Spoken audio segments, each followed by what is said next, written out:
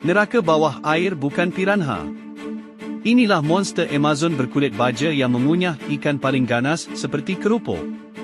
Ikan piranha sering digambarkan sebagai predator puncak yang tak kenal takut, tetapi sebenarnya mereka memiliki beberapa predator alami yang jauh lebih besar dan kuat di habitat aslinya, Sungai Amazon.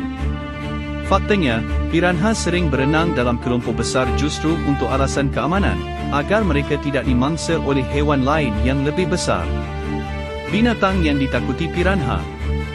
Beberapa hewan yang diketahui memangsa dan ditakuti oleh ikan piranha adalah 1. Buaya caiman, terutama caiman hitam, Melanosuchus niger. Caiman adalah jenis aligator yang hidup di sungai yang sama. Sebagai reptil besar dengan kulit tebal, mereka adalah predator puncak yang sering memangsa piranha. 2. Belut listrik, electric eel.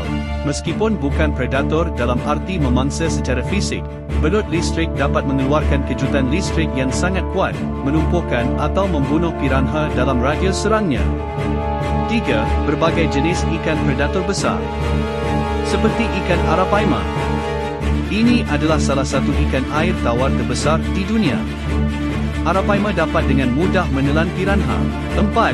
Ikan lele raksasa, giant catfish. Beberapa spesies lele berukuran besar juga memangsa piranha. Mamalia dan burung besar. 1. Berang-berang raksasa, giant river otter. Mereka adalah pemburu yang sangat efisien dan terkadang berburu ikan piranha. 2. Beberapa jenis burung bangau dan kuntul. Mereka memangsa piranha yang berenang di perairan dangkal. Fakta tambahan. Piranha bukan predator puncak. Walaupun terkenal ganas, piranha bukanlah predator paling atas dalam rantai makanan di Amazon. Mereka juga merupakan mangsa bagi banyak hewan lain. Kanibalisme, ketika sumber makanan langka, piranha dapat menyerang dan memakan sesama jenisnya. Kanibalisme. Singkatnya, caiman, terutama caiman hitam, adalah salah satu predator alami piranha yang paling ditakuti.